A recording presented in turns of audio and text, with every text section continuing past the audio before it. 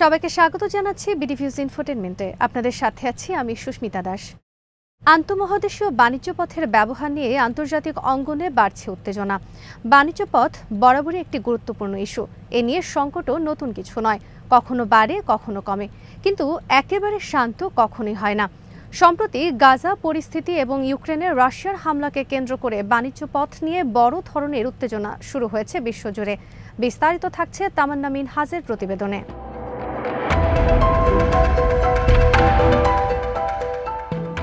গাজা যুদ্ধ শুরু হওয়ার পর কয়েক বাণিজ্য পথে বড় ধরনের উত্তেজনা চলছে।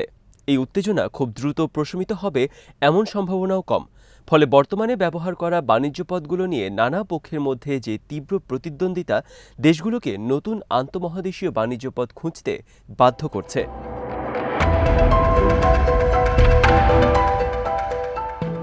এই ধরনের গুরুত্বপূর্ণ সমুদ্র করিডোরগুলো একবিংশ শতাব্দীতে বৈশ্বিক ক্ষমতার ভারসাম্যে পরিবর্তন নিশ্চিত করে দেয়।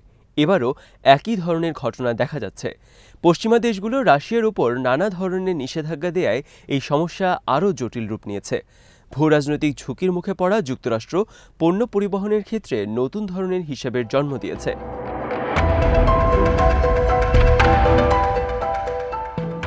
2023 সালে এশিয়া ও ইউরোপের মধ্যে মোট বাণিজ্যের পরিমাণ ছিল 1.85 ট্রিলিয়ন মার্কিন dollar. International transportation and logistic ইনস্টিটিউশনের হিসাব মতে দুই মহাদেশের মধ্যে এক বছরে সর্বোচ্চ পণ্য পরিবহন করা যেতে পারে 16.6 মিলিয়ন 20 ফুটের সমপরিমাণ ইউনিট বা টিইইউ। আর পুরো বিশ্বের বাণিজ্য পণ্য পরিবহনের পরিমাণ 2018 সালে ছিল 784 মিলিয়ন টিইইউ। 2022 সালে পৌঁছে এই পরিমাণ দাঁড়ায় 866 মিলিয়ন টিইইউ এ।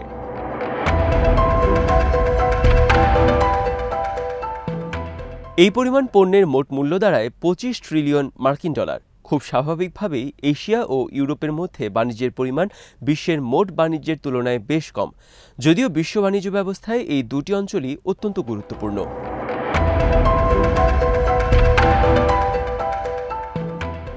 বৈশ্বিক বাণিজ্যের বর্তমান মোট পরিমাণ বিশ্বজুড়ে মোট দেশীয় উৎপাদন বা জিডিপির 25% অর্থাৎ 1/4।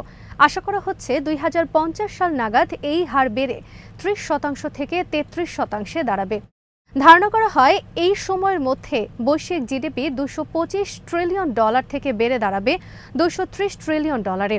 এর প্রভাব পড়বে বৈশ্বিক বাণিজ্যের পরিমাণের ওপরও। স্বাভাবিকভাবেই পরিমাণগত দিক থেকে বাণিজ্য বাড়বে।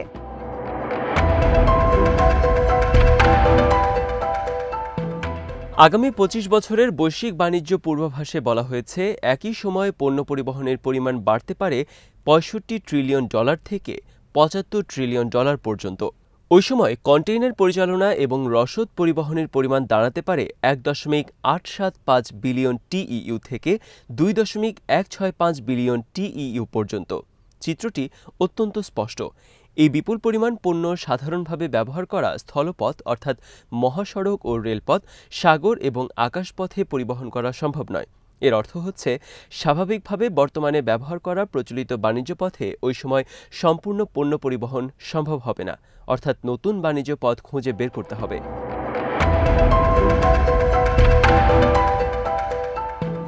বিশ্বে আন্তর্জাতিক সহিংসতার হার ক্রমেই বাড়ছে। ভূরাজনীতির গুরুত্ব বাড়ছে প্রতিদিন। প্রকৃত শক্তিমত্তার মানদণ্ডে যাই হোক, সবার জন্যই ভূরাজনৈতিক অবস্থান আগের যে কোনো সময়ের তুলনায় গুরুত্বপূর্ণ হয়ে উঠেছে। ভূরাজনৈতিক দ্বন্দ্ব বর্তমান সময়ের তুলনায় যদি একেবারে শান্ত হয়ে যায় বা চলমান জলবায়ু পরিবর্তনের গতিও যদি স্লথ করে দেয়, তাহলে সেক্ষেত্রেও এই সংকটের সমাধান আসবে না।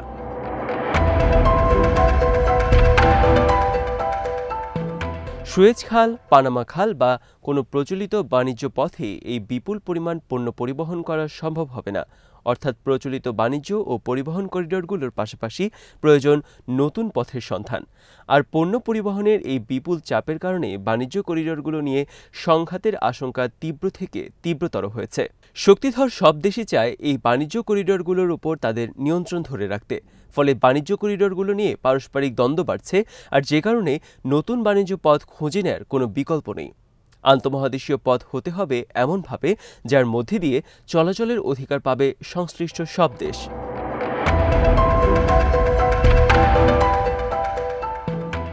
ইউক্রেন যুদ্ধ শুরু হওয়ার পর থেকেই বিশ্ব পণ্য পরিবহনের ক্ষেত্রে নতুন করিডোরের সন্ধান করতে শুরু করে।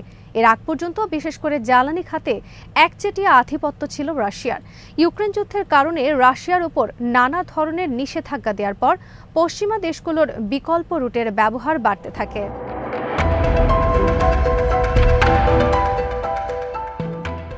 বিকল্প সমুদ্র রুটের ব্যবহার বাড়ার সঙ্গে সঙ্গে লড়াইয়েরও একটি ক্ষেত্র হয়ে ওঠে এই নেটওয়ার্কগুলো।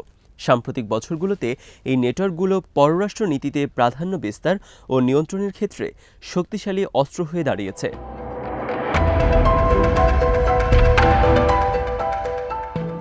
আজকের বিশ্বে মধ্যপ্রাচ্য থেকে ইউরোপ এবং ভারত থেকে ইউক্রেনে এই নেটওয়ার্কগুলোই প্রধান হটস্পটে পরিণত হয়েছে।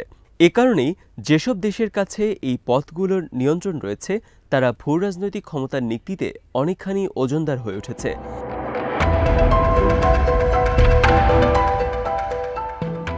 এ বিষয়ে গুরুত্ব সবচেয়ে ভালোভাবে বোঝা যায় 2023 সালে অনুষ্ঠিত G20 সম্মেলনে মার্কিন প্রেসিডেন্ট জো বাইডেনের ঘোষণায়। তিনি ভারত, মধ্যপ্রাচ্য ও ইউরোপের মধ্যে সংযোগ স্থাপনকারী একটি অর্থনৈতিক করিডোর স্থাপনের পরিকল্পনার কথা জানান।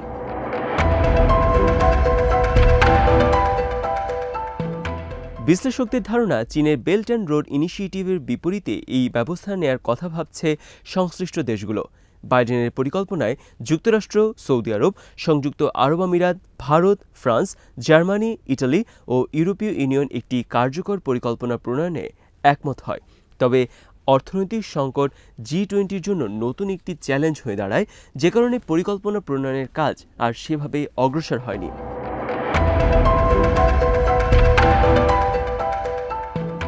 ভবিষ্যতে বাণিজ্য বৃদ্ধির যে পরিমাণ পূর্বানুমান করা হচ্ছে তাতে কোনো একক দেশ বা শক্তির পক্ষে পূর্ণাঙ্গভাবে এর নিয়ন্ত্রণ করা সম্ভব হবে না। এশিয়া ও ইউরোপের মধ্যে ভবিষ্যতে যে বাণিজ্য পথ তৈরি হবে ধারণা করা হয় তা অত্যন্ত বৈচিত্র্যপূর্ণ হবে।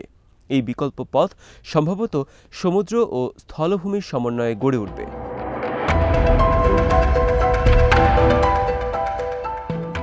আন্তঃমহাদেশীয় বাণিজ্য বৃদ্ধির যে প্রত্যাশা এখন করা হচ্ছে তাতে একথা বলা যেতে পারে, সব বিকল্প করিডোরের মধ্য দিয়েই বৈশ্বিক বাণিজ্যে পণ্য পরিবহন করা হবে। 2035 সালের পর এই প্রক্রিয়াতেও একটি পরিবর্তন আনতে হবে। পরবর্তী এক দশক একই পরিস্থিতি বিরাজমান থাকবে।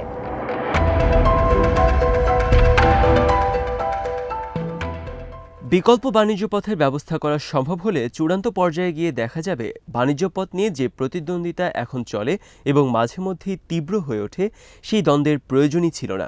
2040 সাল থেকে 2050 সালের মধ্যে আমরা বৈশ্বিক বাণিজ্যের এমন একটি পরিকাঠামো পাব যেখানে সবার অংশীদারিত্ব থাকবে, সবাই সন্তুষ্ট হবে বলে আশা করা যায়।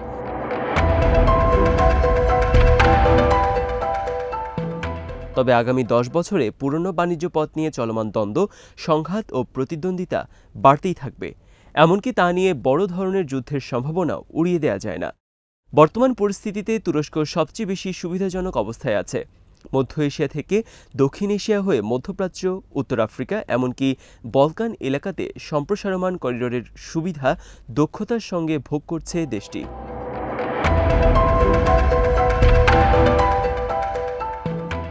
বহু দেশ এই হিসাব থেকে তুরস্ককে ছেঁটে ফেলার চেষ্টা করেছে বহুবার, কিন্তু কেউই কখনো সফল হয়নি।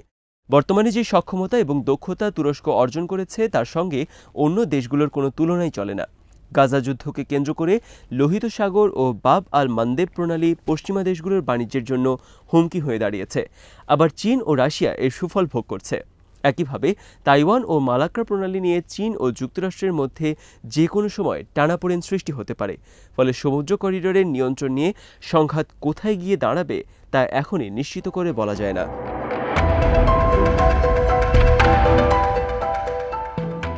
আজ এখানেই শেষ করছি। সমরাস্ত্র, প্রতিরক্ষা ও কূটনীতির নানা তথ্য জানতে চোখ রাখুন বিডিফিউজ ইনফোটেনমেন্টে। চ্যানেলটি ভালো লাগলে সাবস্ক্রাইব করুন, সংযুক্ত থাকুন আমাদের ফেসবুক পেজে।